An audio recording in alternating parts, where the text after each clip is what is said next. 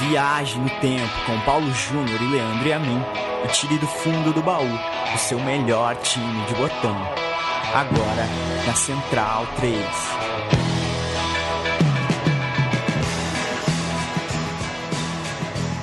Hoje você vai viajar no tempo com Leandro e a mim e Paulo Júnior de uma maneira diferente. Muito bem-vindo, muito bem-vinda. Hoje é dia 19 de março, o programa vai ao ar dia 20 de março. Você pode ouvir esse programa em 17 de agosto de 2036. Se assim ainda houver mundo. Estamos num mundo em pleno início. Acho que é o início, infelizmente ainda acho que é o início de uma pandemia. E por causa da pandemia, por motivos de segurança, ouvimos especialistas, técnicos do assunto de saúde. E o estúdio da Central 3, o estúdio Mané Garrincha, só pode comportar uma pessoa por vez. E essa pessoa ainda tem que preencher alguns requisitos aqui de segurança, de saúde, aqui, tudo mais, de higiene. Então eu tô aqui. E o Paulo Júnior tá... não, é Vila Mariana, Paulo Júnior? Como é que tá você? Tudo bem, Leandro? Um abraço aí para quem acompanha meu time de botão. Meio Vila Mariana, meio Vila Clementino, aquela coisa bem cidade de São Paulo. Mais Vila Clementino que Mariana. Uma pena ter que tocar o programa à distância, muito ruim, né, para interação, mas é das coisas menos importantes do momento. Que bom que a gente consegue arrumar um tempinho para seguir tocando os roteiros e a gente tinha um programa prontinho para manter nosso cronograma de 3 programas por mês. Então vamos nessa. Meu palpite é que vai ser assim por algumas boas semanas e meses.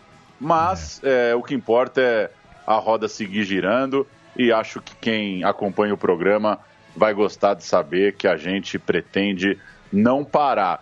Agora tem uma trivia, hein? O último programa desses, hein? Qual foi? Você tá lembrado? Desses como? Sem os dois no estúdio? Último remoto. Isso, último remoto. Não vou lembrar, nem a pau. Nem Capita, a pau. Carlos Alberto. O Capita morreu e eu tinha acabado de operar meu tornozelo. E aí a gente resolveu mesmo assim. Eu fiz deitado da cama da minha mãe. Lá em São Bernardo, eu tava nos dias de resguardo, com o pé pra cima, tocamos o programa assim. Mas vamos nessa. O roteiro tá bem ajeitado, o ritmo tá entrosado, dá pra tocar mesmo com o famigerado, às vezes insuportável Skype. Essa semana que a gente vive aqui de gravação, foi semana de derby campineiro. Um jogo bem maluco em Campinas, Guarani 3, Ponte Preta 2. E a gente aproveitou dessa fagulha efemerística, para falar de um momento, acho que é um recorte de auge do futebol campineiro. Um botão sobre o Guarani de 78, a Ponte de 77 e vice-versa. A gente vai falar de um biênio, um pouquinho mais, um pouquinho menos, de uma época ali, o fim dos anos 70, da dupla campineira, que foi, conseguiu, no caso do Guarani, um título brasileiro, muita coisa boa, e a gente usa como a pedra fundamental dessa história, né? Na verdade, o grande símbolo dessa história é a foto histórica da revista Placar. Em outubro de 78, ela produziu uma foto juntando os jogadores do Guarani e da Ponte Preta, né, 2 timaços da época com jogadores de seleção, com craques mesmo, e estampou a manchete de capa: Campinas FC, um time irresistível. Uma foto que, sem dúvida, eterniza a grandeza da dupla e a grandeza daqueles 2 elencos. Então esse meu time de botão vai contextualizar os elencos de Guarani e de Ponte Preta naquela época, verdadeiros esquadrões, deixaram saudade no torcedor do interior paulista e que, por que não, ainda estão vivos na memória de muito amante do fute por todo o Brasil. Então esse programa é para Guarani, é para Ponte Preta. Tem uma foto igual, feita um tempo depois, né, Paulo Júnior? A gente pode até, mais pra frente, revisitar também a segunda foto, uma foto que foi inspirada nessa primeira, essa de 78. Se você jogar no Google... foto placar Guarani.78, você vai achar essa foto. É uma foto bastante icônica. Pois é, daria para fazer um programa que avançasse aos anos 80, inclusive a Placar, em 81, refez uma coisa parecida, né? A foto de 78, como você já cantou, dizia Campinas FC, um time irresistível. A foto de 81 tinha como manchete ali do pôster do time posado, Campinas desafia o mundo. Como ficaria um programa gigantesco, a gente fecha na primeira, fecha nas temporadas ali, principalmente 77, 78. E eu vou começar escalando a foto já então, para a partir daí a gente ouvir duas participações bem especiais. A foto da edição 442 da revista Placar, em outubro de 78, escalou uma seleção Ponte-Guarani com Carlos, goleiro da Ponte, Oscar da Ponte, Mauro do Guarani, Polozzi da Ponte, Zé Carlos do Guarani e Odirley da Ponte. Essa é a defesa em pé.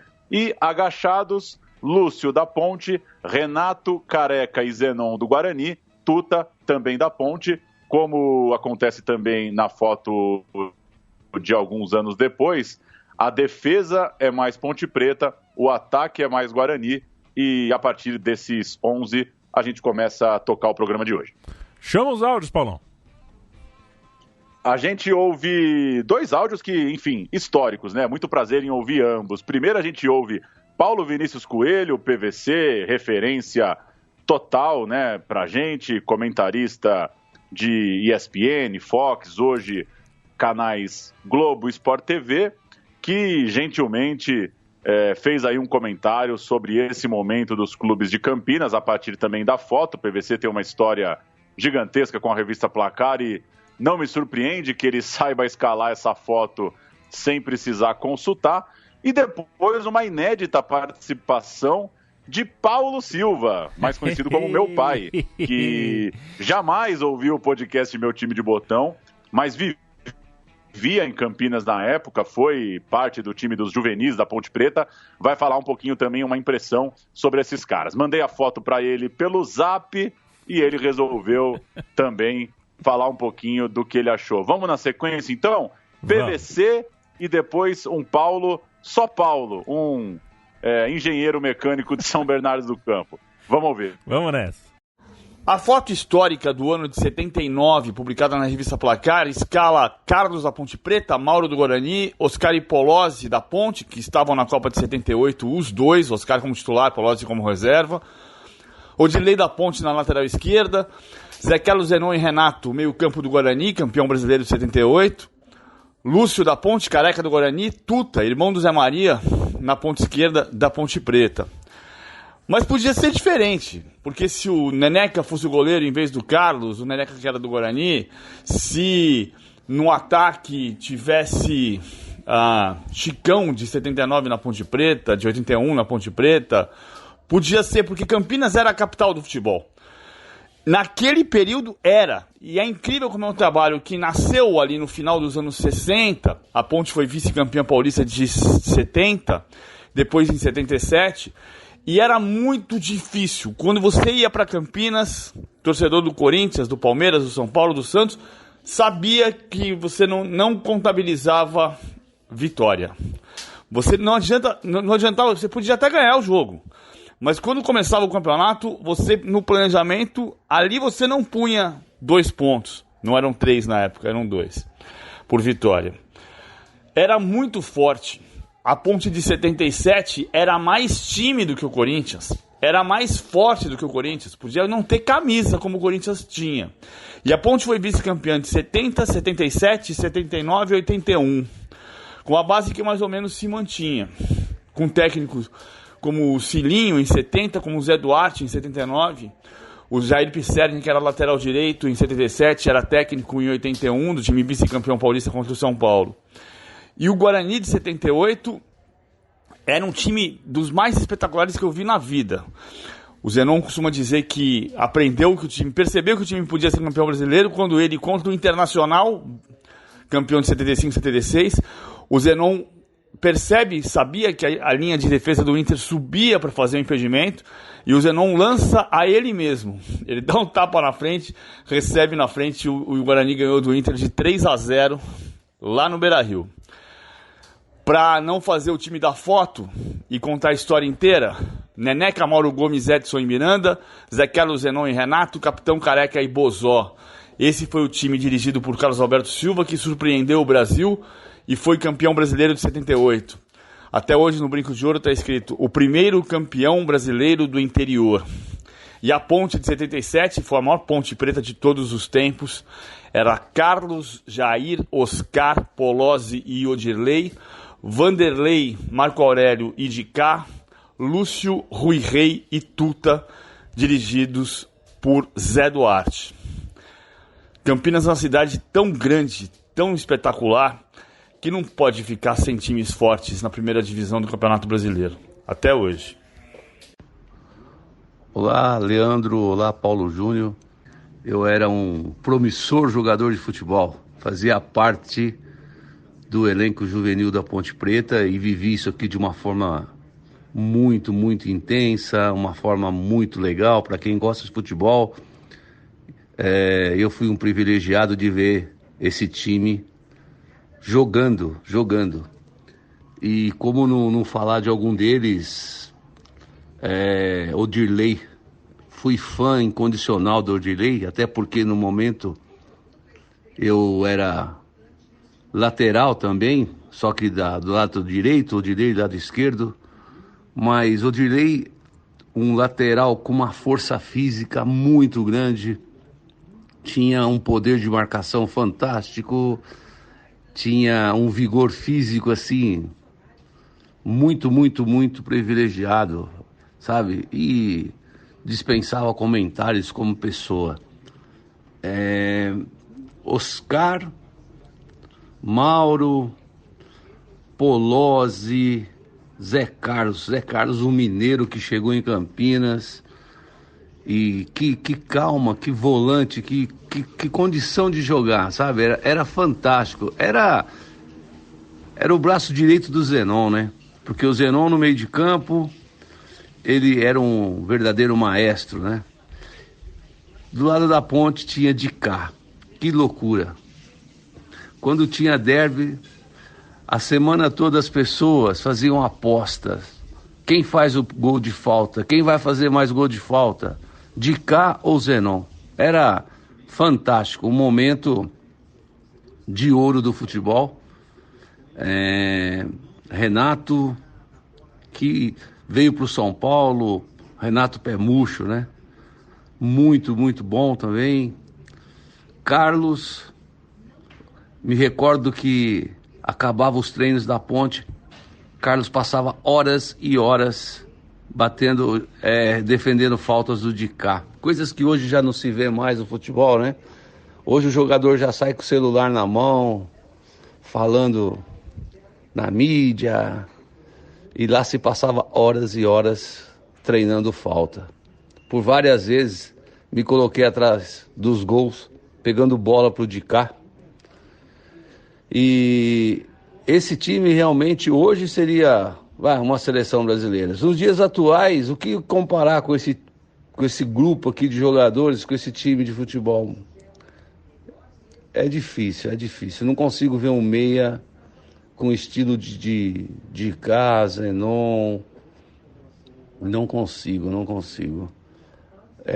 Renato, Luan, esse que está no Corinthians hoje, quando saiu me lembrava um pouco o Renato, mas não tem o mesmo, sabe, tem quedas, né? Não consegue manter o mesmo ritmo, mas enfim, um momento que deixou muita saudade. Um grande abraço a todos. Vamos começar então, dar uma passada por essa foto.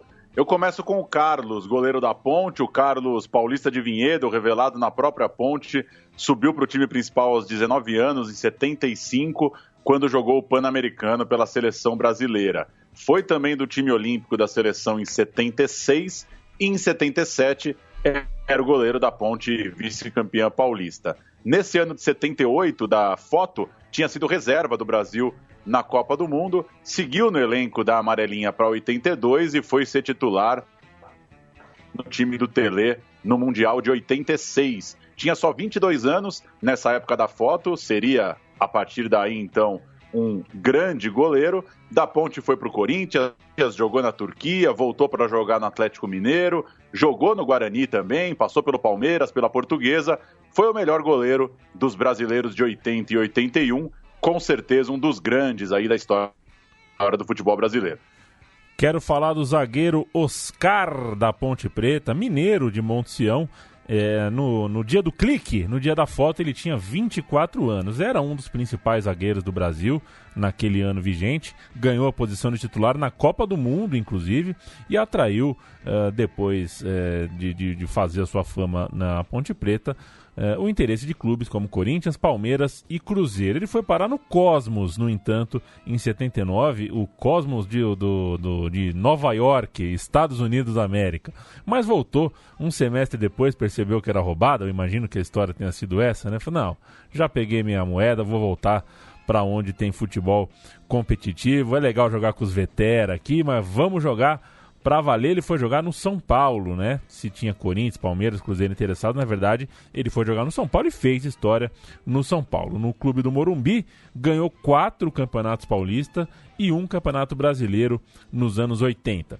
Vale lembrar também que a sua biografia na seleção ainda rendeu outros frutos. Em 82, por exemplo, ele foi titular, mas em 86, ainda na seleção, jogou como reserva. Nada mal, ele foi encerrar a carreira no Japão, onde bateu o campeão e ficou lá pelo Japão mesmo, colhendo os louros do título, e virou treinador de futebol por lá.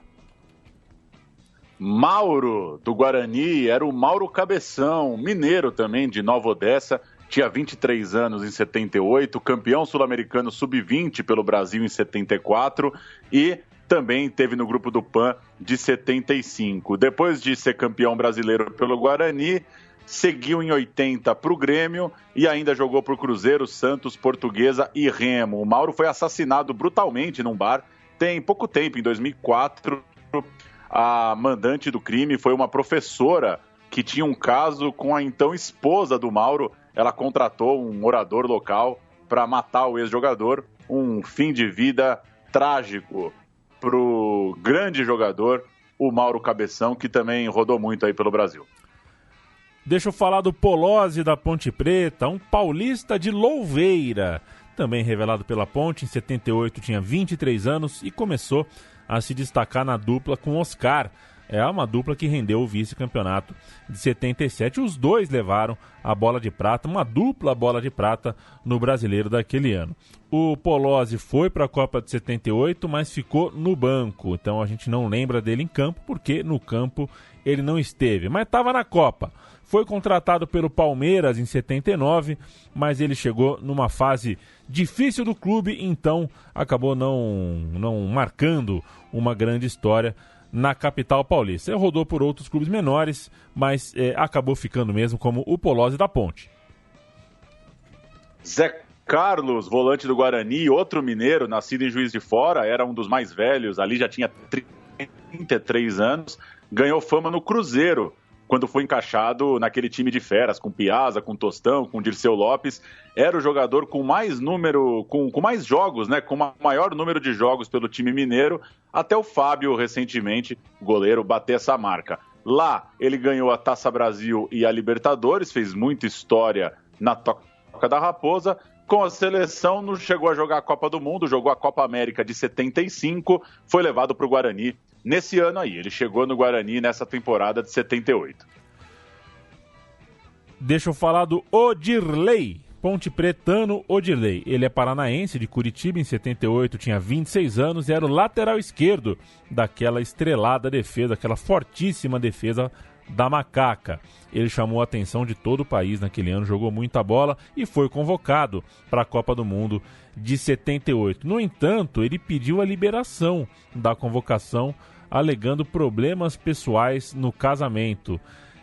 O DR, né? Tava com a cabeça cheia, largou a Copa do Mundo. Que loucura. Ele dá, né? Não dá, né? Deixa pra...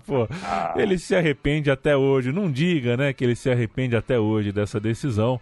O Odirley não jogou a Copa para fazer DR e também jogou na Portuguesa depois. Lúcio, da Ponte Preta, de apelido Lúcio Bala. Afinal, quantos, né? Quantos Lúcios não são chamados de Lúcio Bala, né? Nasceu em Várzea Grande, no Mato Grosso, tinha também 23 anos, a turma toda bastante jovem, né? Ponta direita da Ponte de 75 a 80, jogou no Palmeiras, voltou para Campinas, onde jogou do outro lado, jogou no Guarani. Foi para o Flamengo, rodou bastante por outros clubes, por outros estados do Brasil, mas acho que muita gente lembra do Lúcio mesmo como ponta da Ponte Preta.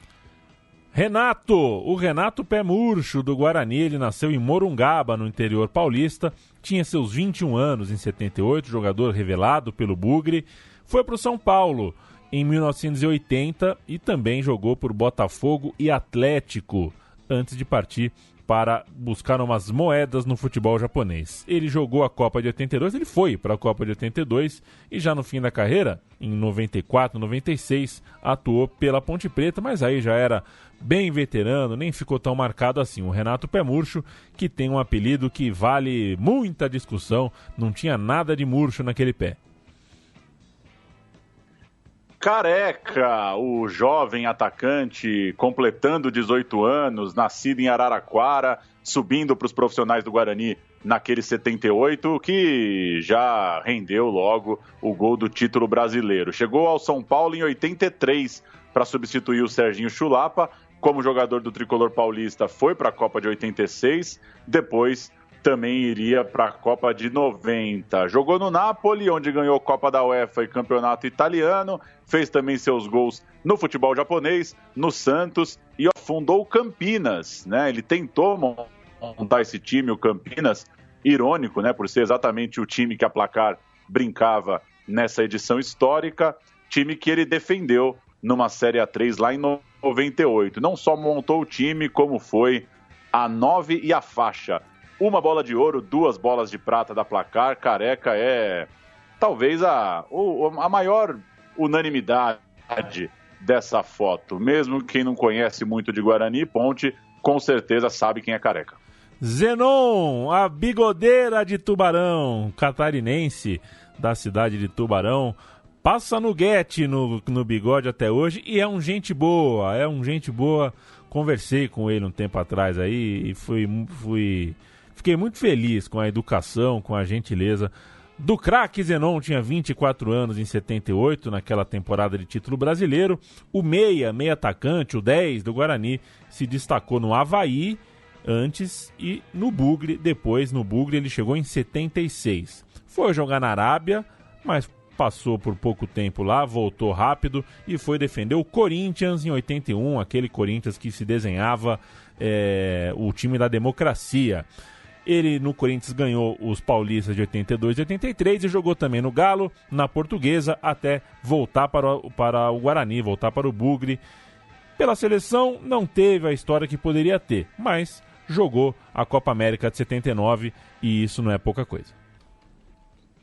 Fechando os 11, fechando esse quadro hipotético com Tuta, da Ponte Preta, o ponta esquerda paulista de Botucatu, tinha 28 anos e tinha o irmão mais famoso, como comentou o PVC aí no áudio, o Zé Maria, lateral do Corinthians, que o marcou, inclusive, na final do Paulista de 77. Começou no Parque São Jorge, mas acabou fazendo só um jogo como profissional por lá, em 74, e então seguiu para a Ponte, onde chegou para se firmar naquele time histórico, como disse há pouco o PVC, a maior Ponte Preta de todos os tempos. Eu vou soltar o som aqui, Paulo Júnior. Que isso?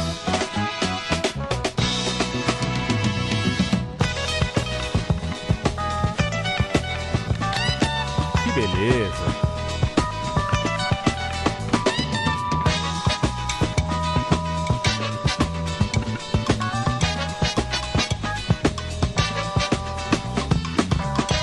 Banda Black Hill, Maria Fumaça, a única música de 77 na lista das 100 maiores canções brasileiras de todos os tempos, segundo a revista Rolling Stones, publicação de 2009. Isso é sonzeira, dá pro DJ colocar só ela em looping e ir embora fumar um cigarro em casa. Que loucura. E um ano subestimado, né? Pela lista da Rolling Stones, né? Só uma música, né? Pô?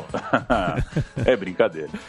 Em outubro de 74, Pelé se despediu do futebol pela primeira vez na Vila Belmiro, num Santos 2, Ponte Preta 0. E aquele campeonato mostrou um grande desempenho da Ponte. A Ponte jogou bem o campeonato de 74, terminou com o segundo lugar no primeiro turno, vencido pelo Corinthians. Só um ponto atrás a Ponte Preta estava. O Palmeiras de Ademir da Guia venceu o segundo turno e na decisão, Corinthians versus Palmeiras, deu Palmeiras, mas a Ponte por pouco não jogou aquela final. Eram tempos de bons times do interior no Paulistão, ainda que isso não garantisse exatamente tirar o lugar dos grandes nas finais. Em 76, quase deu para o Guarani. O time venceu o primeiro turno do estadual numa campanha incrível, perdendo só um jogo. Entrou com um ponto de bonificação no segundo turno, que tinha os principais times, mas viu o desempenho piorar. Terminou só no terceiro lugar, atrás do campeão Palmeiras e do vice 15 de Piracicaba. O Botafogo, do artilheiro Sócrates, foi o quarto colocado. O América, de São José do Rio Preto, terminou no quinto lugar. Ou seja, só um grande da capital entre os 5 primeiros. Era normal ver isso naquela época no Campeonato Paulista. E aí a gente chega a 1977, onde começa de fato o recorte desse nosso programa. A fórmula do Campeonato Paulista era um desbunde. O torneio era disputado por 19 times, divididos em grupos, mas jogando todos contra todos em 2 turnos. Cada turno tinha sua própria semifinal e a sua própria final entre os campeões dos 4 grupos. Se não entendeu, recua um pouquinho o áudio e ouve de novo. O campeão do primeiro turno foi Eu estava pensando que talvez é a hora de começar a postar os regulamentos em algum lugar, hein? Isso é uma memória para valer a pena na hora de ouvir. Porque vai se perder, né? Em breve vai se perder. O campeão do primeiro turno foi o Botafogo, que venceu o São Paulo no Morumbi. O segundo turno, quem ganhou foi o Corinthians, batendo o Palmeiras na final. A diferença é que para o segundo turno foram reagrupados os clubes nas 4 chaves e também adicionado um ponto extra em caso de vitória a partir de 3 gols de diferença. Ou seja, goleada valia 3 pontos. Beleza. Porque o futebol estava zoado, né? Tinham que reinventar o futebol. Para o terceiro turno, chegavam 8 times, que eram os 2 campeões dos turnos anteriores, mais os 6 de melhor campanha. Todos contra todos de novo, divididos em 2 grupos, e o líder de cada grupo faria a final em no mínimo 2 partidas. É inacreditável. O time de melhor pontuação começava a finalíssima com 1 ponto a mais. Ufa, para ser campeão, bastava somar 4, então quem tinha melhor campanha jogava por uma vitória e um empate. Se não, haveria um terceiro jogo, que em caso de empate teria uma prorrogação. Depois da prorrogação, sei lá o que ia acontecer, ia todo mundo para casa, sem campeão, incinera a taça, sei lá o que. Mentira, o campeão sairia depois da prorrogação com pênaltis e fim de papo. Enfim, era um caos. Quer dizer, na verdade não tinha pênaltis, né? Empatou na prorrogação, era o time de melhor campanha que levava a taça. Não tinha pênaltis, não. Mas é um absurdo, um regulamento inacreditável. No primeiro turno, a Ponte venceu o clássico contra o Guarani, 3-1 em 27 de fevereiro, no maior público do clássico na história do Moisés Lucarelli, 31 mil pessoas. E os 2 times caminharam bem, com a Macaca no segundo lugar de seu grupo, atrás do Palmeiras, e o Guarani ganhando a sua chave para chegar às semifinais. Empatou sem gols contra o Botafogo em Ribeirão e acabou que o tricolor de Ribeirão Preto avançou por ter a melhor campanha. Em agosto, no retorno, o clássico no Brinco de Ouro terminou 0-0 e a dupla ficou fora das semifinais por pouco. O Guarani coladinha no São Paulo, a Ponte coladinha no Corinthians, mas, como você explicou, ou como tentamos explicar há pouco, era só o líder da chave que ia para o mata-mata, então ambos ficaram de fora. Ainda assim, na classificação geral, os 2 estavam no bolo dos 8 que iriam ao terceiro turno. A fase final começou logo com derby e deu Ponte Preta, Ponte 2, Guarani 0. Eram outros tempos. A manchete do Caderno de Esporte da Folha de São Paulo dizia que quando o negócio é para valer, o interior sabe largar na frente, dando o real peso da partida, colocando na manchete que era o lugar mesmo do jogo. A cobertura do duelo campineiro, portanto, tinha prioridade em relação, inclusive, ao clássico Corinthians e Santos, que aconteceu na mesma data e terminou 2-2. Vamos à ficha do duelo disputado na Cancha da Macaca, no Moisés Lucarelli. 2-0 para a Ponte, gols de Rui Rei e Parraga. O Parraga entrou no segundo tempo e meteu gol. A Ponte, Carlos, Jair, é aquele Jair. Se você não sabe quem é, daqui a pouco a gente conta. Oscar, Polozzi... Jair Tabef. Isso. Jair Tabef. Oscar, Polozzi... Brincadeira, né? Jair Pisserni, pô. Jair Pisserni. Jair Tabef foi um momento de descontrole, ou também, por que não, uma peça de marketing, né? Afinal, não estavam dando bola ainda pro Guarani. Meio de campo, Vanderlei e Marco Aurélio. Ataque, Lúcio Bala, Dicá, Rui Rei e Tuta Maravilha, o técnico Zé Duarte. O Guarani de João Roberto, Mauro, Amaral, Edson e Cuca, Manguinha, Zenon, Miranda, Renato, Juti e Ziza, técnico Paulo Amaral. Seguindo, a torcida alvinegra sonhava com o título e a Macaca emendou 4 vitórias seguidas gigantescas. Ganhou do Corinthians no Morumbi lotado, 1-0, gol do Rui Rei. Ganhou do Botafogo em casa, 1-0, gol do Marco Aurélio. Ganhou do Santos na Vila, 1-0, gol do Rui Rei. E ganhou do São Paulo em Campinas, 3-1, Rui Rei, Dicá e Parraga. A arrancada foi suficiente para a Ponte Preta vencer o grupo e ir para a final. O Guarani perdeu um pouco o embalo, terminou na lanterna da outra chave. 5 de outubro de 77 é a data, Morumbi o lugar. Uma final histórica. De um lado, Corinthians, que não levantava uma taça desde 54 e vivia a maior fila de títulos da sua vida. Do outro lado, a Ponte Preta, que nem naquela época e até hoje jamais conquistou um torneio de primeiro escalão.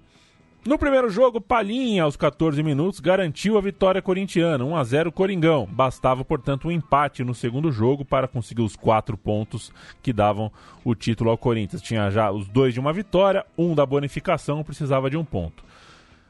De novo, o jogo aconteceu no Morumbi e não à toa a torcida corintiana foi em peso. Esse jogo foi registrado como o maior público da história do estádio, mais de 140 mil pessoas. Vaguinho abriu o placar, o Coringão perto do título, mas Dicá e Rui Rei viraram para a Ponte Preta no segundo tempo. A Ponte Preta, cascudíssima, encardida, adiou qualquer tipo de festa, conseguiu a vitória. A gente vai ouvir a Rádio Bandeirantes, o Milton Neves chamando um gol de Rui Rei e também falando com o ex-jogador, esse tipo de raridade boa que a gente tem nas rádios. Vamos lá.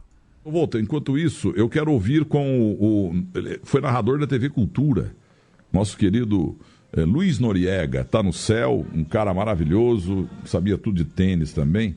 Mostrar um gol do Rui Rei aqui, quer ver? A ponte insiste, vai lá, corta Moisés,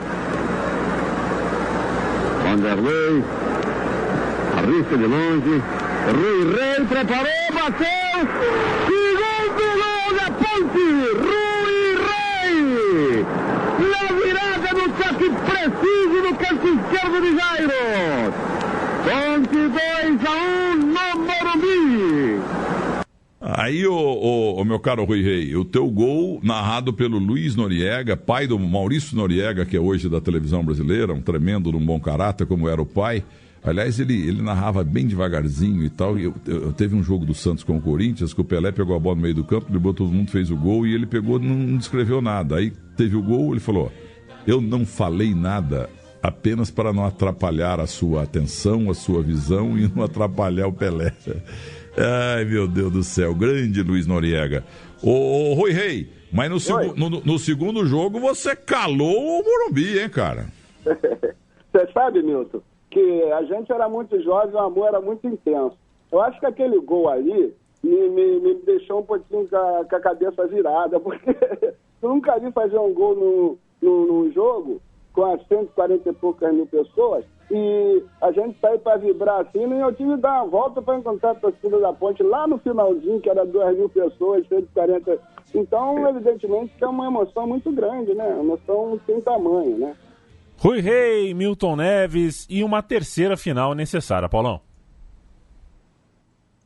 Pois é, necessário o terceiro jogo em 13 de outubro. Agora então eu canto a ponte. Carlos, Jair, Oscar Polozzi, Ângelo, Vanderlei, Marco Aurélio, Dicá, Lúcio, Rui Rei e Tuta, o time que tentava conquistar o primeiro título da história da Macaca. O Coringão, Tobias, Zé Maria, Moisés, Ademir e Vladimir, Russo, Luciano, Basílio, Vaguinho, Geraldo e Romeu.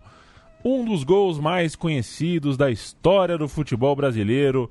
Basílio aos 36 do segundo tempo, explosão corintiana. Eu sempre me pergunto qual seria o lugar do Basílio na história do Coringão se quem fizesse o gol fosse o Vladimir na primeira bola, né? O rebote mudou a vida do Basílio. O Basílio, que era um jogador razoável, pelo que falam, né? Não era nenhum grande jogador, um jogador razoável, acabou virando uma das figuras centrais da história do Corinthians, e Osmar Santos narrou assim. Não é teu, eu boto fé nessa cabecinha, garotão Zé Maria, está autorizado, vai chover lá dentro da boca da botija, barreira por 2 homens, correndo pro pedaço, Zé Maria, confusão na boca do gol, tentou, Basílio de cabeça, tentou, vai de cabeça, Vladimir, o zagueiro, tentou, Basílio.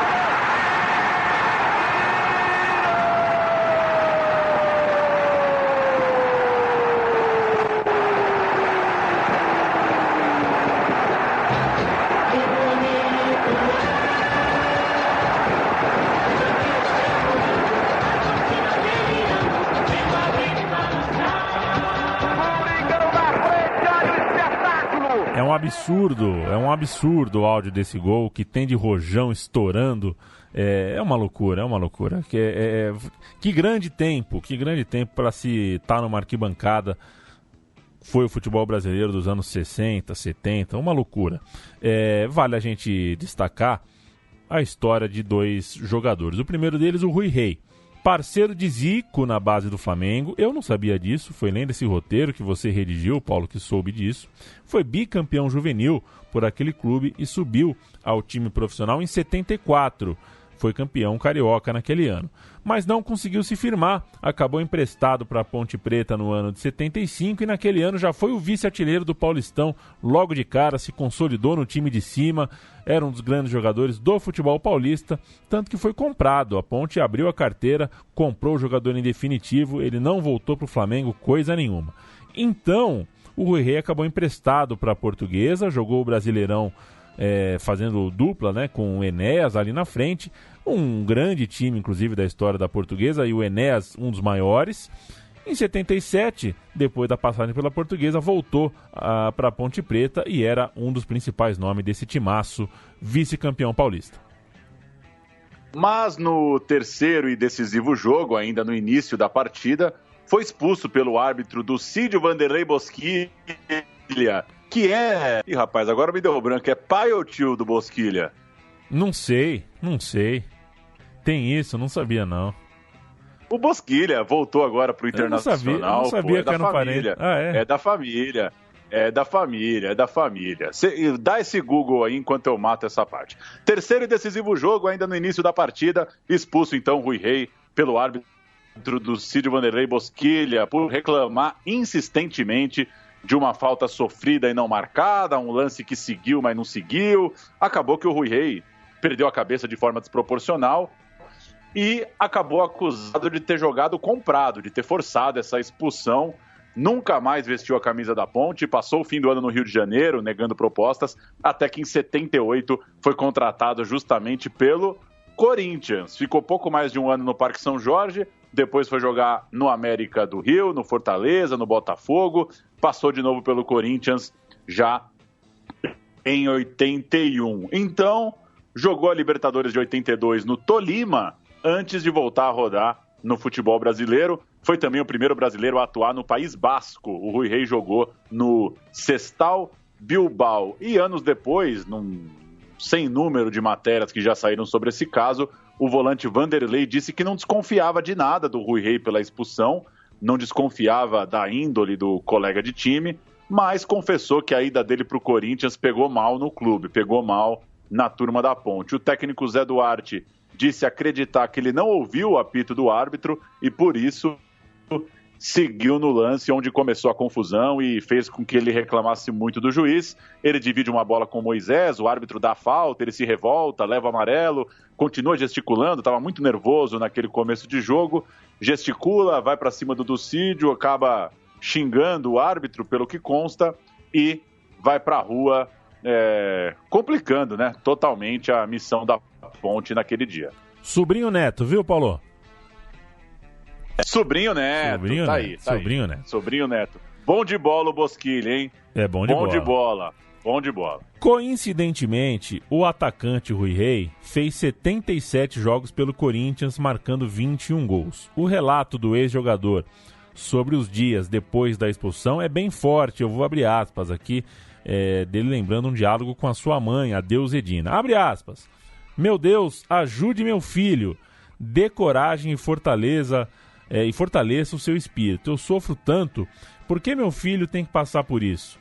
Mas, se for a sua vontade, dê-lhe força espiritual para suportar toda essa carga negativa que virá e que ele só pense em Deus, que não tome outro rumo na vida como a marginalidade. Meu Deus, prefiro meu trabalho honestamente, ganhando salário mínimo, mas que possa criar meus netos. Meu Deus, cuide do meu filho, isso tudo aspas da dona Deuzedina. Na repercussão da Folha de São Paulo, o texto que chegou de Campinas no dia seguinte dizia, né, que a torcida da Ponte estava mais indignada com a arbitragem, com o Ducídio, do que propriamente com o jogador, com o seu ídolo Rui Rei. De toda forma, como a gente já disse, era o fim da linha, não tinha mais clima para o Rui Rei na Ponte Preta, e a gente vai ouvir o Ducídio Vanderlei Bosquilha falando sobre a expulsão no programa Roda Viva, hein?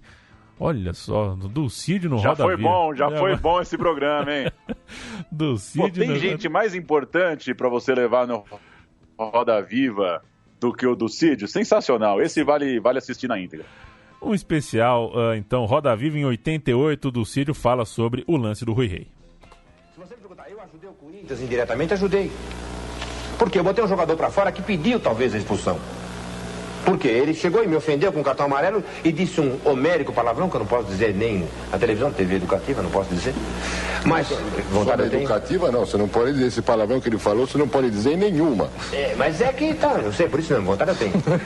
Mas o problema é o seguinte, o cara me diz um negócio desse, o cartão caiu, tá aí o tape, o cartão cai da minha mão porque a vontade foi dar um murro no meio da orelha dele e fazer ele continuar jogando futebol. Mas como a lei não me permite esse tipo de coisa, de comportamento, eu digo fora e falei disso. Chamei a mãe dele de santa, uma série de coisas, e tudo bem. O Corinthians venceu a Ponte por 1-0, gol de Basílio. Mas até hoje há quem diga que Rui Rei e Ducídio foram comprados para facilitar a conquista do Campeonato Paulista pelo Corinthians. O Ducídio Vanderlei Bosquilha foi comprado pelo Corinthians, só que ele não sabia disso. Existe uma prática no futebol muito comum.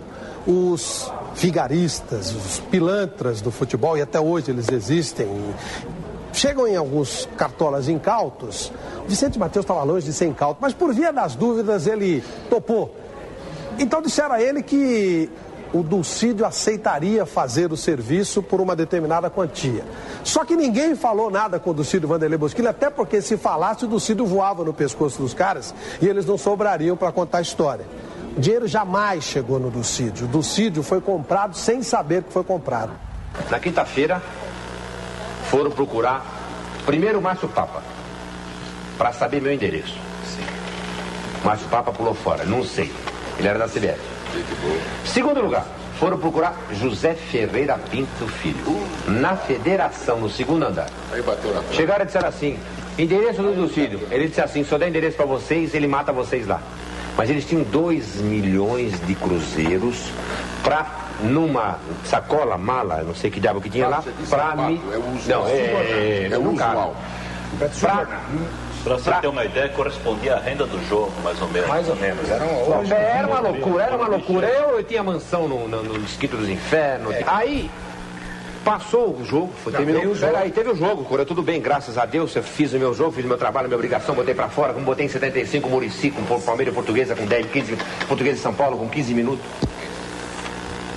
Bom, eu sei que uma semana seguinte o Zé Ferreira me chama e diz assim, vem cá, senta aqui, no segundo andar. 3 caras ou 2 caras vieram aqui procurar o seu endereço, eu não dei. Porque se eu desse teu endereço, eu sei o que você faria. Eu digo, eu tava esperando os caras, alguém chegar.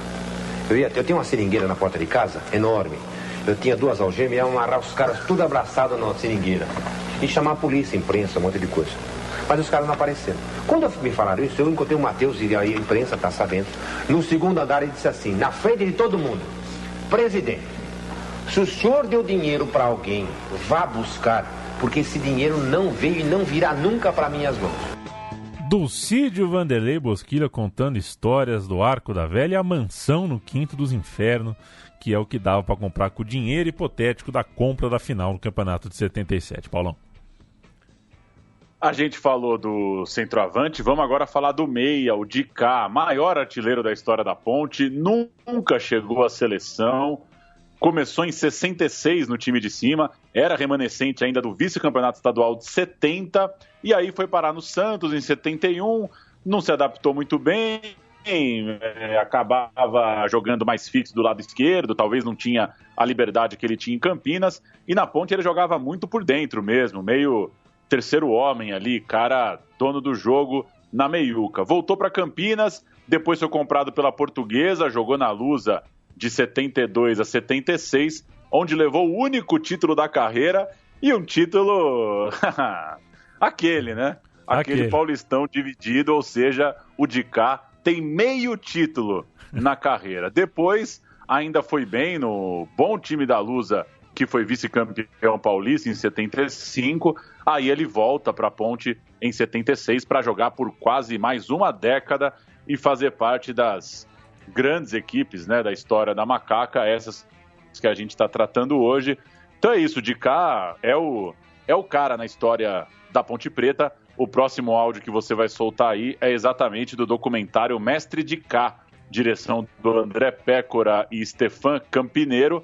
Tem esse filme aí na internet, para quem curtiu Dicá, curtiu a Ponte, curtiu conhecer mais um pouco de futebol, vale a pena assistir.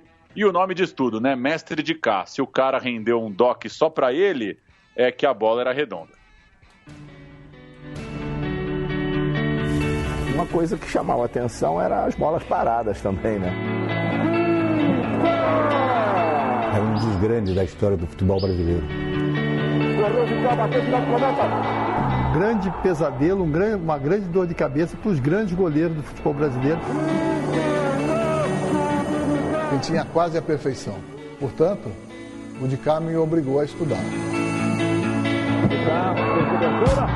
Tem muita gente que joga futebol, mas tem muita gente que não lê futebol. Ele lia futebol. Jogador inteligente, que já pensava na frente dos outros, que olhava para um lado, dava para o outro. Para mim foi um dos grandes jogadores que eu vi jogar. Ele já era diferenciado numa época onde havia muitos valores de muita qualidade. O mestre Dicá, eu acho que cai muito bem. Está de parabéns pelo futebol que jogou. Quando você vê um ídolo na frente, você vê um manso sagrado como esse, você tem que parar e bater palma. Só isso. Não tem como você não mostrar a história da Ponte e em dado momento você não vê a presença do Dicá. Então isso é muito marcante, isso é muito forte, né? Mestre Dicá, o camisa 10 mais icônico aí da história da Super Ponte. Vamos voltar para outubro de 77. Começou o Brasileirão. Foi a segunda vez que o derby campineiro aconteceu pela competição. É muito louco, né? Começar o Brasileirão em outubro. Primeiro, em 76, foi 0-0. E agora, em novembro de 77, 1-0 para a Ponte no Brinco de Ouro. No reencontro diante do Corinthians, pelo Campeonato Brasileiro, a Macaca ganhou 2-1. E o time terminou o seu grupo na liderança, 20 pontos contra 17 da Portuguesa, 16 do Corinthians, 15 do Guarani e 13 do ABC de Natal. Um monte de time paulista e o ABC de Natal colado aí no grupo. Os outros 4 classificados dessa chave.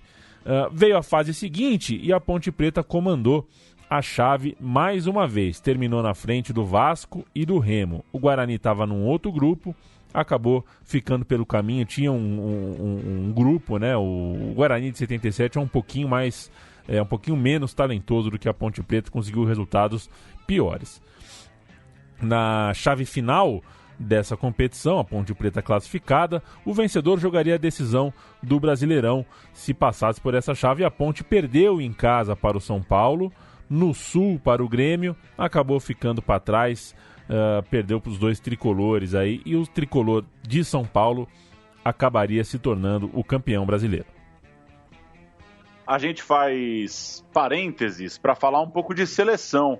É importante colocar a seleção brasileira, porque muito da importância de Guarani e Ponte na época, muito da importância dessa foto icônica da Placar, vem também porque esses caras eram jogadores de seleção.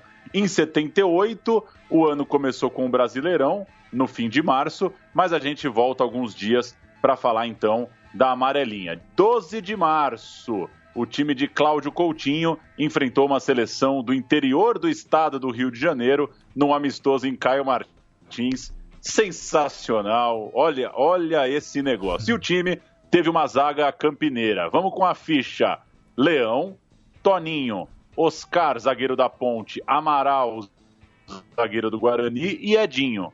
Toninho Cerezo, depois Batista, Zico e Rivelino, Tarciso, Reinaldo, depois Nunes e Dirceu. Esse era o Brasil do Coutinho em março de 78, portanto, há alguns meses da Copa. Você vai cantar o time do interior do Rio, né? O time do interior do Rio. Paulo Sérgio. Ah, garoto. Marinho, Paulo Marcos, Adilson, com C cedilha O, Adilson e Jorge Luiz.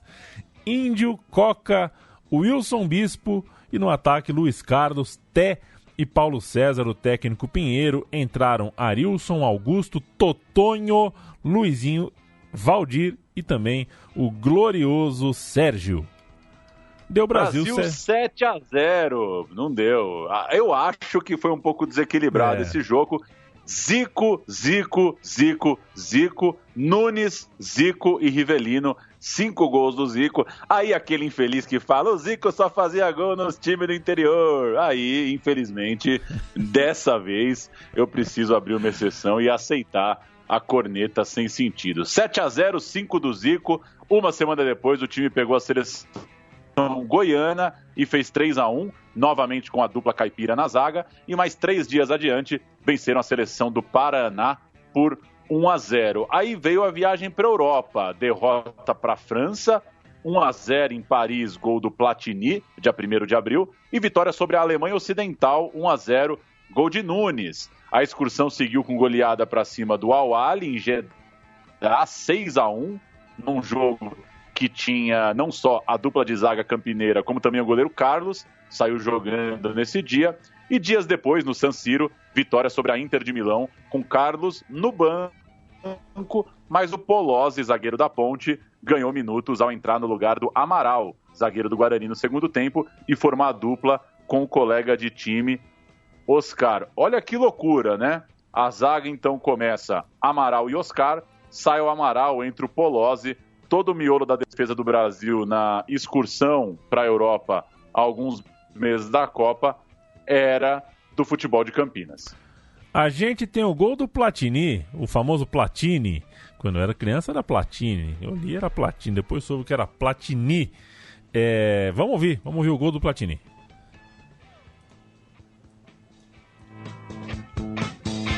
À la 86e minute se produit l'événement de la soirée.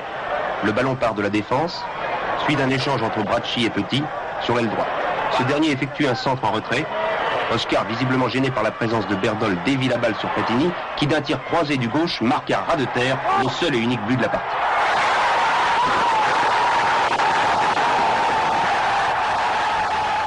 Chegamos em 19 de abril, o Wembley, 1-1, hein? Um jogo em que Abel, que é o Abel, o Abel, ele mesmo, ele fez uma dupla com o Amaral do Bugre, já que o Oscar estava de cama, o Oscar gripou. Vamos com a ficha do time inglês, porque merece, né? Joey Corrigan, Mick Mills, Dave Watson, Brian Greenhoff e Trevor Sherry. Tony Curry, Steve Coppell, Kevin Keegan, o primeiro que eu conheço mesmo aqui. Trevor Francis, Bob Latchford e Peter Barnes. O técnico Ron Greenwood, o famoso Ronaldinho Campo Verde. Deve ter uma palavra em alemão para essa certeza quando você sabe o nome que você tá falando, né? Kevin Keegan. Dá um alívio, né? Gritar Kevin Keegan. Ir na janela, né? Voltamos à era do panelaço, né? Abrir a janela qualquer noite dessas aí e gritar um viva Kevin Keegan. Seguiu a preparação da seleção brasileira com 3-0 sobre o Atlético de Madrid, jogo no Vicente Calderón, quando o Carlos entrou no segundo tempo na vaga de Leão e Amaral foi de novo o titular. Na volta ao Brasil, a seleção foi para uma série de jogos em maio, a essa altura já há um mês da Copa do Mundo, e nessa lista estavam Carlos, Oscar, Amaral e Polozzi. Um goleiro e 3 zagueiros eram da dupla de Campinas. A relação dos convocados ficava para 24 de maio, então o Coutinho tinha mais alguns amistosos ali para fechar o vestiário rumo à Copa do Mundo. A gente tem uma gravação do Canal 100 desse jogo do Brasil contra o Atlético de Madrid no Vicente Calderón. Canal 100 que, ainda bem, né? Não foi feito pensando no rádio. Então, às vezes a gente solta, não funciona tão bem assim. Mas vamos ouvir um pouquinho. Última partida na Europa, o Brasil jogou na Espanha contra o Atlético de Madrid e festejava seus 75 anos de existência. Por isso, a torcida madrilenha acorreu em peso ao estádio, pois o jogo definia também a possível convocação de Luiz Pereira.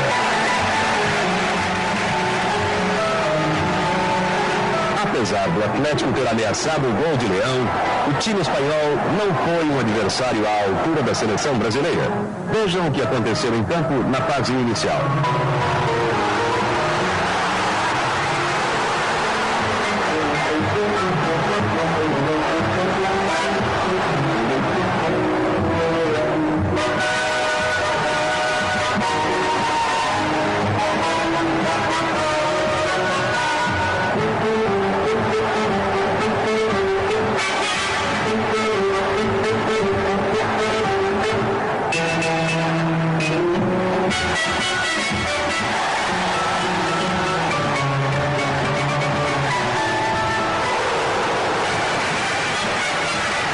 O primeiro gol do Brasil, Nunes em falha do goleiro.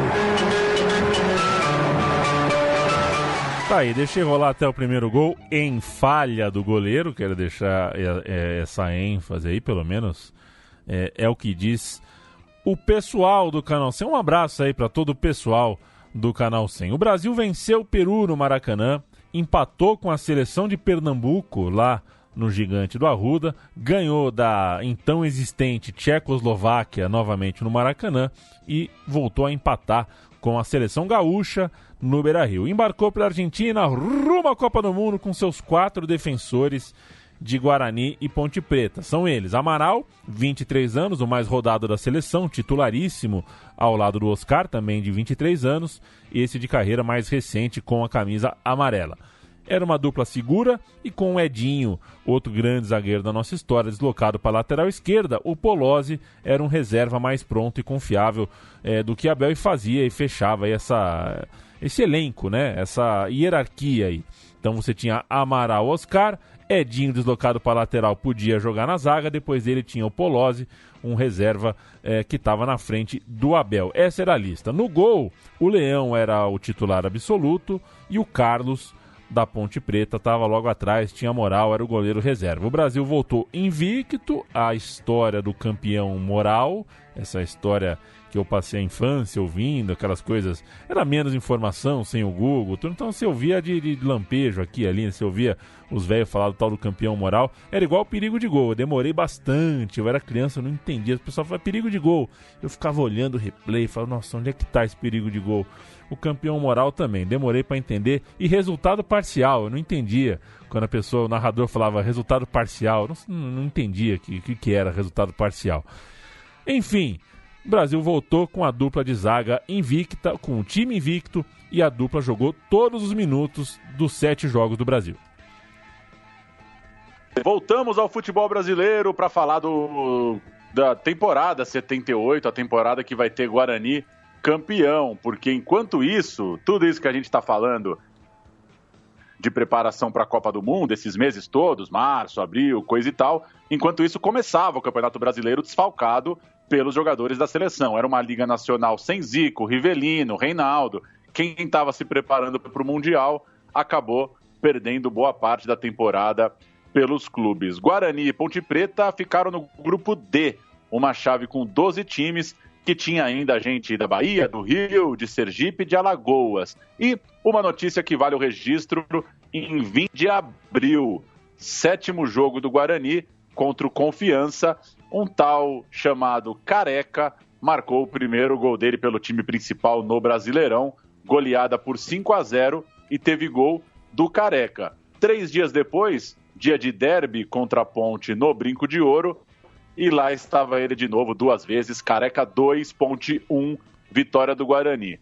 Mais uma semana e o jovem atacante marcou mais 2, na vitória de 7-0 contra o Itabuna, e no fim das contas, Guarani e Ponte terminavam empatados com 16 pontos e entre os classificados numa chave que acabou vencida pelo Vasco de Roberto Dinamite. Então a história é essa: enquanto o Brasil se preparava para a Copa do Mundo de 78, surgia um tal de Careca no Brasileirão que já estava pegando. Veio a segunda fase do Brasileiro já em maio e o Guarani sofreu no Grupo J. Tomou 5 do Remo, perdeu também da Portuguesa, mas conseguiu somar os seus pontinhos, terminou em 4º lugar no grupo. E a Ponte, num outro grupo, o Grupo G, teve um rendimento similar, irregular em alguns momentos, mas conseguiu os pontinhos suficientes, perdeu para Cruzeiro, para Inter, perdeu para o Misto, mas mesmo assim conseguiu estar ali no bololô que avançava para a próxima fase. Passou a Copa do Mundo, começou a terceira fase na virada ali para julho, né? Junho para julho, agora com a volta dos convocados. Obrigado, hein, CBF? A gente pode jogar o Brasileiro com os nossos próprios jogadores. E foi aí que a Ponte ficou pelo caminho. Empatou 4 jogos seguidos por 0-0. Que loucura, hein? Tudo bem que a defesa da Ponte era forte, mas 4 0-0 seguidos, era só o ataque, né? Achar, fazer um salamaleque. 4 0-0 em sequência, e aí, mesmo que tenha se recuperado nas últimas rodadas, não deu pé, não deu tempo, a Ponte ficou sem vaga na outra fase. Era a chave R, né? Faltava letra para o futebol brasileiro. Já o Bugre, no grupo Q, hein? O Bugre embalou e goleou o Inter no Beira-Rio, um dos seus principais jogos aí na história, né? Pro ganhar do Inter de goleada no Beira-Rio não é todo dia, e acabou de maneira invicta levando o grupo. A gente vai ouvir o Careca e o Zenon falando dessa vitória contra o Inter, uma vitória icônica deste Guarani, uma matéria da Band e depois da Cultura. Vamos nessa aqui. Vamos nessa. Vamos ouvir Zenon e Careca, por que não? Mas acho que contra o Internacional, quando nós fomos lá no Beira-Rio e ganhamos os caras, e fomos até antes do coisa humilhado para alguns jornalistas lá. Teve essa história, né? Então eu te digo uma coisa, isso mexeu muito. A imprensa de lá mexeu muito com o Guarani, né? Que era um time de interior, um time que jamais poderia bater o Inter aqui no Beira-Rio, com o Falcão, com o Jair, com o Batista, Caçapava, enfim, ataque de riso, quem é que falou? Ataque de circo, né? Porque, era Capitão Careca e Bozó, ganhar de quem? E assim, a gente estava ouvindo, porque foi logo depois do almoço nosso, nós subimos para dar aquela descansadinha e tal, e ligamos a televisão no esporte e tava passando. Falei, pô, vocês estão sacanagem, gente. Pô, reunimos antes ali, se fechamos, falei, pô, os caras podem até ganhar, mas vou falar pra você, tem que jogar muito. Falcão, Batista, enfim, grandes jogadores faziam parte daquele time do Internacional. E nós, quando chegamos em Porto Alegre, nós fomos praticamente satirizados, né? Porque o nosso ataque, formado com o Capitão Careca e Bozó, o pessoal começou a denominar como um ataque de riso, de circo, né? E que o nosso time, de forma nenhuma, iria encarar o Internacional dentro do Beira-Rio de igual para igual. E o que aconteceu foi que nós vencemos o Internacional por 3-0. E o Tapa entrando agora, passou pelo Casperim, vai marcar o gol marcado pelo Careca. Depois de receber um belíssimo passe, ele penetrou sozinho, Renato, para assinalar o gol da equipe do Guarani de Campinas. E com outra vez o Guarani. Bozó, número 11. Deu bobeira total na defesa da equipe do Internacional. Aos 39 minutos e meio. E eu fiz um dos mais belos gols da década de 70 e considerados até hoje como um dos mais belos gols feitos dentro do futebol brasileiro, né? Eu acabei conduzindo a bola, passando por meio de uns 3, 4 e fiz o terceiro gol do Guarani, terceiro gol que deu inclusive os 3 pontos, que aquele tempo com diferença de 3 gols, o time ganhava 3 pontos. E nós ganhamos os 3 pontos lá dentro do Beira-Rio.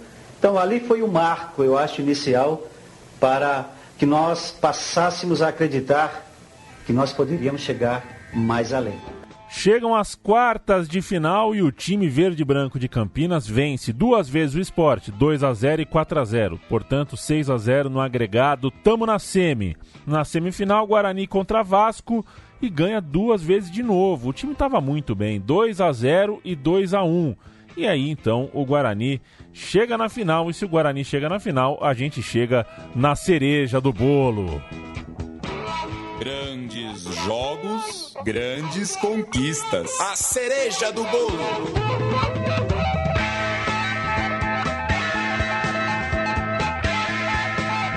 A cereja do bolo é tua, Paulão.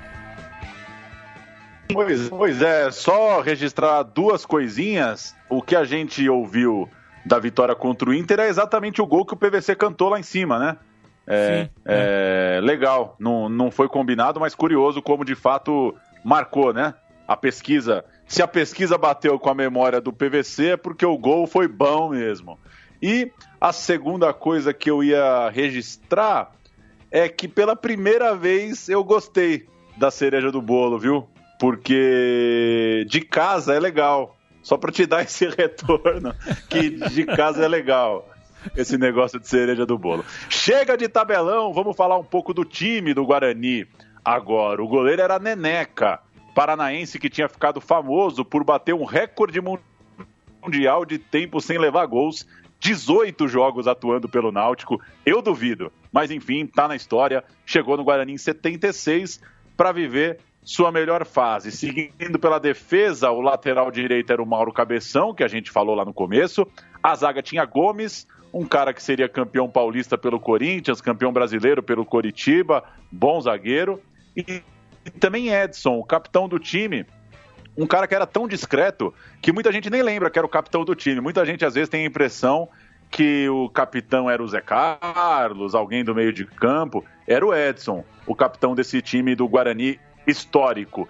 E a lateral esquerda era de Miranda, um cara do interior de São Paulo, que depois foi jogar no Atlético Mineiro, foi bem campeão lá em BH também. O meio tinha Zé Carlos, Renato e Zenon. Um trio que está na foto, a foto clássica aqui que abriu e dá ensejo ao programa. Ao lado do Careca, outro do time ideal lá do começo. Jogavam capitão de um lado, Bozó do outro. O primeiro, do lado direito, ponta direita, vinha do 15 de Piracicaba e também passou pelo Vasco. Jogou ainda na campanha da Taça de Prata de 81 e depois foi bicampeão brasileiro pelo Atlético do Paraná. O segundo, Bozó, o ponta esquerda, era uma revelação do São Bento de Sorocaba e rodou bastante depois de conseguir a taça com o Guarani. O técnico era o Carlos Alberto Silva, então um treinador jovem, vinha de um bom trabalho na Caldense. O time do Guarani não tinha muita grana, promoveu gente da base, também apostou num treinador que não era muito caro e além do Careca, subiu uma turma ali no banco de reserva, como por exemplo Tadeu, Odair e Gersinho, jogadores que não entraram para a grande história do futebol, mas foram campeões, começaram bem a carreira. Vamos ouvir um pouquinho de Luiz Alberto Volpi. Viva Luiz Alberto Volpi! Um áudio aqui com Renato, Carlos Alberto Silva, colhido do documentário Guarani, campeão brasileiro de 1978. Vamos nessa. Com essa vitória, o Guarani vai classificando-se para a fase final do campeonato. Olha que chance aí do Guarani, um toque de capitão. 1978, repete-se mais uma final paulista no Campeonato Nacional. Como em 73, o Palmeiras chegou lá. Só que dessa vez o adversário era um time do interior, o Guarani. Um time que traz saudades para muita gente. Renato e Careca, dupla de ataque. Bozói, capitão nas pontas. Sem falar na experiência de Zé Carlos e Zenon. O ano que eu cheguei, 74 para 75, o Guarani formou um time, né, júnior muito forte. Tanto que em 75 nós fomos campeões paulistas, né, tanto do interior como da capital. No dia que eu fui contratado, estavam os jornalistas todos na porta do clube. Eu passei, pedi licença a eles, subi, assinei meu contrato, saí, passei por eles. E quando foi mais ou menos 11h30, que eu já estava voltando para São Paulo, o senhor Ricardo saía do clube e perguntou, e o treinador não vem? E ele disse, ó, já chegou, já assinou o contrato, foi embora. Ele passou, deve ter passado aí por você. Viram vários jogadores, entre eles o Careca, que foi um jogador muito importante da campanha, o Gersinho, Paulo Borges, o Tadeu, o Birigui, Zé Roberto, foram jogadores que vieram do Júnior, porque o seu Ricardo tinha assumido a presidência, o doutor Ricardo tinha assumido a presidência naquele ano, quando eu fui, e ele disse que não tinha dinheiro para contratar e que não iria me cobrar nada naquele ano. Nós teríamos que ir reformulando e o Guarani voltaria às origens, jogando com jogadores das próprias categorias. A fala mansa de Carlos Alberto Silva foi a mesma até o fim da vida, Paulão. Pois é, chegamos então a Palmeiras e Guarani valendo o título nacional na partida de ida diante de mais de 100 mil pessoas no Morumbi. O goleiro Leão se irritou com Careca, agrediu o atacante rival e não só foi expulso, como o árbitro marcou pênalti. Escurinho teve que ir para o gol, Zenon marcou, passando ali dos 30 e pouquinhos quase do segundo tempo. O Guarani pegou a estrada de volta para o interior com 1-0 na conta. Vamos ouvir, Leão expulso, gol de pênalti diante de um goleiro que não era goleiro. O Guarani conseguia um resultado gigantesco aqui no Morumbi. O Leão entrou solando. Olha aí a confusão. Cartão amarelo para Leão. Direto no gol, Leão. E o Leão dá um tapa. Vai expulso, Leão. Cartão vermelho para o Leão. Deu um tapa na cabeça de Careca. Repara aí, Arnaldo expulsando o Leão. Todo o time do Palmeiras se agrupa em torno de Arnaldo César Coelho. É um ladrão sem vergonha.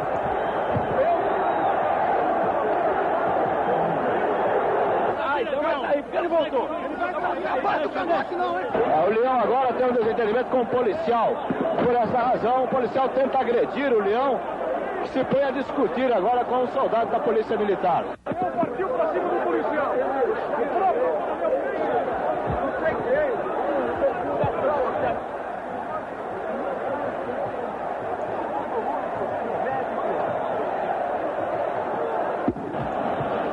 Você acha que o Arnaldo prejudicou o jogo? Fala, meu filho. Eu agora está em cima do repórter ali, ó. Chutou o repórter. Amigão, acabou. Mas é cafajeste total, pô. É cafajeste. Escurinho no gol. Arnaldo exige que todos os jogadores saiam da área. Agora sim. 31 minutos, tempo corrido. Temos desconto. Pé direito de Zenon. É gol do Guarani. Zenon. O Escurinho quase foi no campo certo. Tá aí o gol do Guarani. Eu não vou entrar no debate. Eu acho que não precisa, né? Estamos falando aqui a história do Guarani. Todos os relatos dizem que o Guarani jogou melhor o jogo de ida e o jogo de volta. Mas eu não acho que realmente... Talvez em 2020, em 2015, o lance do Leão fosse para expulsão. Naquela época eu achei exagero, mas Enfim, também deu motivo, né? Deu o cotovelo ali, fez uma milonga e acabou sendo expulso o Leão. E o Palmeiras foi pro jogo de volta sem o seu goleiro, que era também um dos seus principais jogadores. 3 dias depois, brinco de ouro, Guarani escalado com Neneca, Mauro, Gomes, Edson e Miranda, Zé Carlos, Manguinha, o Zenon não jogou, estava suspenso, e Renato, Pé Murcho, Capitão Careca e Bozó, o técnico Carlos Roberto Silva. Gilmar substituindo o Leão, Rosimiro, Beto Fuscão, Alfredo Mostardi, Pedrinho, Ivo, Toninho Vanucci, Jorge Mendonça, Silvio, Escurinho e Ney, técnico Jorge Vieira. A campanha do Palmeiras em termos de aproveitamento não era das melhores do campeonato, pelo contrário, por pontos ganhos, ficava atrás do Inter, do Vasco, do Santa Cruz e do Grêmio. Mas, na hora que precisou, como o campeonato é cheio de grupos, né? Foi bem, foi eliminando os times pelo caminho, nos cruzamentos do mata-mata, passou pelos baianos, passou pelos colorados gaúchos, então, mesmo ficando com uma campanha menos poderosa do que essas, conseguiu chegar até a final. E do lado do Guarani, sem o Zenon, o time perdia qualidade técnica, claro, apesar do esforçado Manguinha substituindo o Zenon no meio de campo. O Bozó se dobrou bastante, precisou cuidar do Jorge Mendonça, e o Zé Carlos, um jogador espetacular, lutou como sempre. Mas aos 36 minutos do primeiro tempo, o lance eternizaria, por fim, o garoto Careca. Chute de Bozó, rebote de Gilmar e gol do menino Careca. Guarani, duplo 1-0, campeão brasileiro. Será que o Leão pegava essa bola? Eu acho que não, né? E já que você citou, meu caro Leandro e a mim, também acho que é exagero expulsar. Por outro lado, já me permitindo o contraditório, tenho bronca de goleiro folgado, viu? Tenho bronca de goleiro folgado. Segura a bola e põe no jogo. O Leão estava causando aquele dia. Acho que no fim das contas pediu para ser expulso. E é isso. O Gilmar soltou, o Careca fez o gol. A gente ouve o gol do título. Duplo 1-0, Guarani campeão. 0 Guarani, 0 Palmeiras. Cada vez fica mais difícil para o Palmeiras, que precisa de 2 gols de vantagem. Beto Fuscão, Careca. Bom domínio, a chance do Guarani. Vai sair o gol, Gilmar. Ainda Careca, pé direito. Gol do Guarani, Careca. Abre o caminho para a conquista do título inédito em Campinas de campeão brasileiro. Careca. Uma jogada de Bozó e depois com aproveitamento consciente, calmo, chutando rasante no canto direito. 1 Guarani, Careca, 0 Palmeiras, 36 Noronha. A segunda vez em que o Beto Fuscão tentou enfeitar uma jogada com a bola dominada. Veja só, ele tem a bola dominada, permite a chegada do Careca, que dá um toque para trás. O Careca chega, veja só, dá um toque, tira a bola do Beto. Vai para o Bozó. O Bozó vai à linha de fundo e vai tocar para o Careca. Aliás, toca no goleiro. E o Careca, que vinha voltando, fica de frente para o gol. Chuta 1-0. O score justo pelo que fez o Guarani até agora. Realmente, o melhor dos dois times em campo. Também espolcam os fogos de artifício ao fundo do áudio. Um belíssimo áudio. Está posto, o Guarani é o campeão brasileiro, até hoje o único campeão brasileiro do interior de São Paulo. Tenho a impressão que, a não ser que o Red Bull Bragantino tire um coelho da cartola nos próximos anos, ou um touro da cartola, não consigo ver com que o Guarani perca esse slogan de o único time do interior de São Paulo campeão brasileiro. Vamos para 78, Paulão? Vamos para o Paulistão de 78 para a gente passar a régua nesse meu time de botão. Vamos, do interior do Brasil, hein? Do Brasil, do interior de São Paulo só não. É do verdade. Brasil. Não é pouca coisa. Eu acho que foi o último. Vamos passar rapidinho, mas vale o registro. Ponte Preta e Guarani fizeram um grande Paulistão em 78. Foi uma edição muito longa. Começou em 20 de agosto de 78. Então, só para recapitular, o Brasileirão é meio junto da Copa. E vem o Paulistão em agosto de 78 e a final em junho de 79. Então você que está aí na quarentena, você que está aí pensando nas coisas que vai ter que desmarcar, um pouco entediado. Segura a peruca aí, segura a peruca, que até outro dia o Paulistão durava 10 meses e virava o ano. Loucura! No primeiro turno, a Ponte venceu o Grupo A, que tinha o Santos, e o Guarani venceu o Grupo C, que tinha o Corinthians. Olha a força dos times do interior, eles lideravam as chaves rotineiramente. O clássico em novembro terminou 0-0 no Moisés Lucarelli, veio o mata-mata e o Guarani passou pelo 15 de Jaú com um empate. Já a Macaca passou pela Portuguesa, mas ambos pararam. Enquanto encontraram Corinthians e Santos nas semifinais, ficaram pelo caminho. Já emenda o segundo turno, novo empate no derby, 1-1 agora no Brinco de Ouro, e novamente a dupla foi ao mata-mata como líder do grupo, e dessa vez só pararam na decisão, mas tinha um probleminha, olha que loucura. O Guarani estava na Libertadores e não tinha data para fazer a final do retorno, Guarani e Ponte. Então, beleza, Brasilzão, coisa linda. Foram para o terceiro turno, sem decidir o campeão do segundo turno. Foi isso que aconteceu. A força de Guarani e Ponte estava colocada na mesa. Como eu disse, eles ganharam os grupos nos 2 turnos. Mas na hora de fazer a final e parar a cidade, não teve final. Mas calendários vem, calendário vai.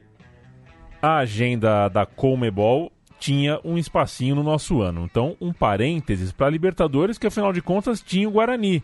No trimestre, ali fevereiro, março, abril de 79, o Guarani ganhou o seu grupo na Libertadores, um grupo que tinha Palmeiras, Universitário do Peru e Alianza do Peru, e o Bugre passou de passagem, 5 vitórias em 6 jogos, um destaque todo especial para o 4-1 sobre o Palmeiras no Parque Antártica, e pelos nomes cantados dá para ver que a maioria da turma é a mesma da finalíssima de meses antes. Vai cantar aqui o Léo Batista sobre o jogo no Morumbi. Não foi no Parque Antártica coisa nenhuma. Foi no Morumbi.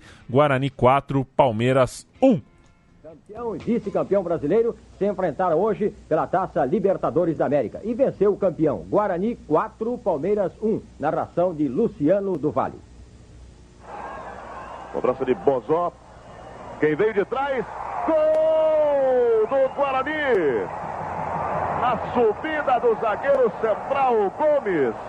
Veio de trás, apareceu de repente, inaugura o marcador aqui no Morumbi, em São Paulo. Jorge Mendonça aí pela meia esquerda. Levou bem a marcação de Gomes. Lance perigoso. Bom tiro. Gol do Palmeiras. Jorge Mendonça. Um golaço, um golaço. Vale a pena realmente você ver de novo Jorge Mendonça empatando no Morumbi, em São Paulo. Ainda capitão.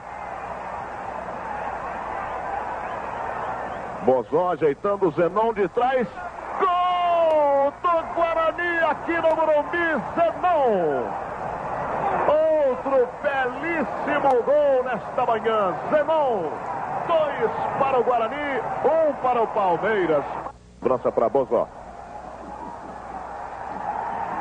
Vai cair com o capitão. Beto Fuscão, outra vez capitão. Bom lance para a equipe do Guarani, a bola não saiu não. Gol do Guarani, Mauro. Capitão na linha de fundo, atrasando para o lateral direito, Mauro. Aí ficou fácil demais. Só tocar para o canto direito de Gilmar. 3 para o Guarani, 1 para o Palmeiras. 14 minutos do segundo tempo no Morumbi. Olha a bobeada. Por cobertura. 4º gol do Guarani. Aí veio a segunda fase da Libertadores no mês de maio. Uma fase que acabou adiando a final do retorno do Paulistão, e o Guarani passou sem vitórias, 3 empates e 1 derrota em um grupo com Olímpia e Palestina, um triangular, e deu adeus ao torneio quando não conseguiu vencer nem paraguaios nem chilenos nas 2 rodadas finais disputadas como mandante no Brasil diante da sua torcida. Se vencesse, teria feito a final daquela Libertadores contra o Boca Juniors. Quem fez essa final foi o Olímpia e, por sinal, foi o campeão da América. Então, olhando assim, faltou pouco, né, para o Guarani ser campeão, pelo menos ter a chance de jogar uma final de Libertadores e ser o campeão da América. Vem então o terceiro turno do Paulistão, nesse mesmo maio da Libertadores, e o Guarani vence a chave, à frente do São Paulo, chegando bem nas semifinais. E aí, a grande história dessa semifinal é o único derby até hoje realizado fora de Campinas. A federação achou que o clima estava muito quente, a federação, como de costume, sempre dá um jeito de ter suas ideias horrorosas e resolveu fazer um Guarani e Ponte no Pacaembu, mas por outro lado, bombou, claro, o público foi o maior da história do clássico, 39 mil pessoas no Pacaembu, e o Guarani venceu por 2-0 com Capitão e Zenon, mas na final geral do Paulistão, acabou o sonho de um novo título. No Morumbi, o Guarani não resistiu ao Santos de João Paulo, Juari e Pita, perdeu por 3-1. E então, o último Guarani do nosso programa é o mesmo do time que venceu o Campeonato Brasileiro, mas agora a única diferença é que dessa vez teve Odair escalado na lateral esquerda. O Santos dos Meninos da Vila venceu o São Paulo na final de 3 jogos. E eu acabei nem colocando no roteiro, mas olha, já que por é pouca, Leandro, teve a final do retorno, viu? A final do retorno aconteceu entre as finais do Paulistão. Entre os jogos Santos e São Paulo valendo o título, fizeram lá, rolou o fubá, Ponte Preta e Guarani 1-1, e a Ponte Preta segurou o empate na prorrogação, tinha a vantagem pela campanha na primeira fase e saiu com o título.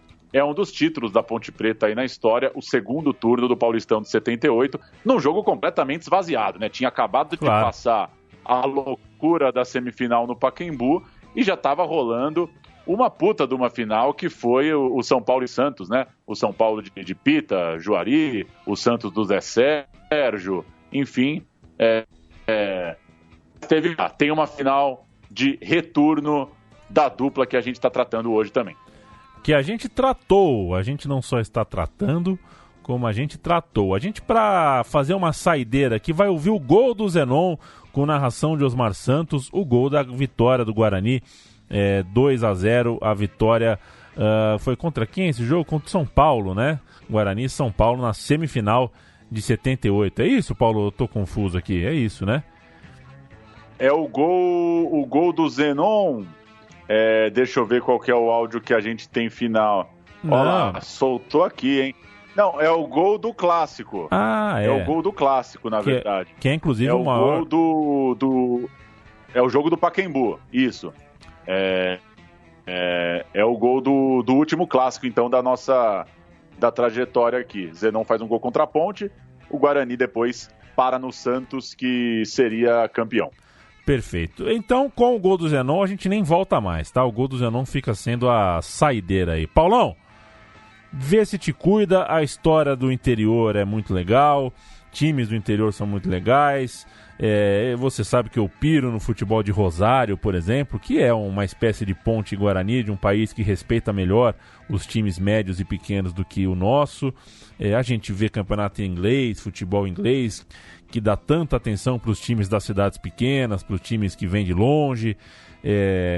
Então é sempre legal a gente lembrar a história da dupla campineira. Faço votos de que Guarani e Ponte Preta consigam reencontrar uma saúde financeira, quem sabe nascer aí mais um grande esquadrão pra gente contar qualquer dia. E fica em alerta aí, quem gostou desse programa, quem achou bacana esse programa. Foi longo, hein? Estamos com 1h30 de programa aqui. Quem gostou, fica esperando aí.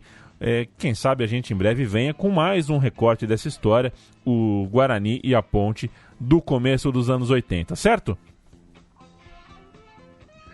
Valeu, um abraço para quem seguiu até aqui. O programa acabou ficando longo também porque o delay e a distância nos impedem de ir conversando durante a gravação e tocando o roteiro de uma forma mais dinâmica.